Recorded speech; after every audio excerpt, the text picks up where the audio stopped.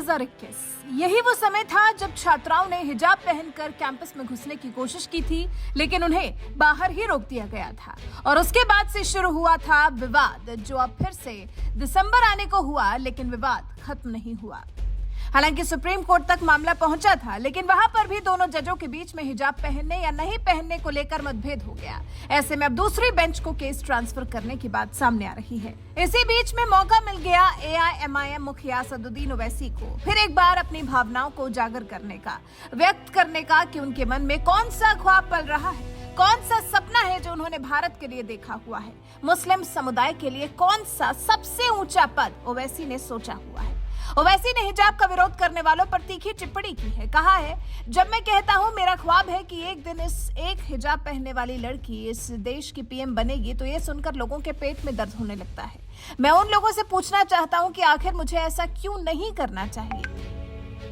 ये मेरा सपना है, तो इसमें गलत क्या है। आप भी देख लेना, एक हिजाब पहनने वाली लड़की इस देश की PM जरूर बनेगी। ओवैसी ने यह भी कहा, जिनके पेट में ये सुनकर दर्द होता है वो कहते हैं कि किसी को हिजाब नहीं पहनना चाहिए, तो मैं पूछता हूँ फिर क्या पहनना चाहिए। बिकिनी आप शौक से पहन सकते हैं, आपको ये पहनने का अधिकार है, लेकिन आप ये क्यों चाहते हैं कि मेरी बेटियां हिजाब ना पहने और मैं दाढ़ी कटवा दूं। ओवैसी यही नहीं रुके, उन्होंने ये भी कहा, अगर कोई मुस्लिम युवती हिजाब पहनती है तो इसका मतलब ये नहीं कि उसकी बौद्धिकता में कोई कमी है। हम पर आरोप लगाया जा रहा है कि लड़कियों पर हिजाब पहनने का हम दबाव डाल रहे हैं। आखिर आज के दौर में कौन किससे डरता है। ओवैसी ने फिर एक बार हिजाब की तुलना हिंदू, सिख और ईसाइयों के प्रतीकों से कर दी। उनका कहना है, जब हिंदू, सिख और ईसाई छात्रों को उनके पहनावे और प्रतीकों के साथ स्कूल कॉलेजों में, शिक्षण संस्थानों में घुसने दिया जाता है, तो फिर मुस्लिम लड़कियों को क्यों रोका जा रहा है।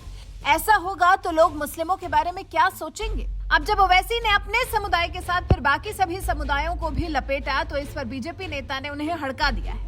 बीजेपी नेता CT रवि ने ओवैसी के इस बयान पर उनसे पूछा है, ओवैसी अतिवाद का समर्थन करते हैं जो भारत में नहीं चलेगा। मैं पूछना चाहता हूं कि आप तालिबान का समर्थन करते हैं जो कुरान के नाम पर आतंकवाद को बढ़ावा देता है।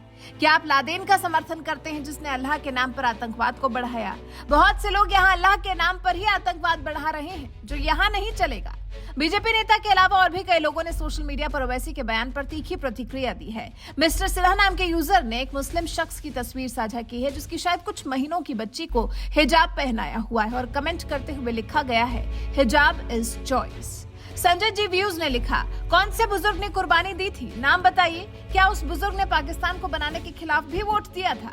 अमित कटारिया ने लिखा, उन्हीं पूर्वजों ने देश के 2 हिस्से भी करा दिए और अब फिर से तैयारी कर रहे हैं नया इस्लामिक देश बनाने की। इंडियन नाम के यूजर ने लिखा, तुम्हारे जिन बुजुर्गों ने कुर्बानी दी थी उसके बदले पाकिस्तान और बांग्लादेश भी ले लिया था। आज कहा जा रहा है हमें शरिया चाहिए। प्रकाश चंद्र ने लिखा, अगर हिजाब पहनना व्यक्तिगत चॉइस है तो क्या भविष्य में महिला सुप्रीम कोर्ट की जज, महिला वकील, महिला पुलिस, महिला सांसद, महिला विधायक, भारतीय सेना की महिला सैनिक भी बुर्कादारी बनेंगी। अनुपम मिश्रा ने लिखा, बेटियों से नहीं तुमसे पूछ रहे हैं कि इन मासूमों पर अत्याचार क्यों कर रहे हो।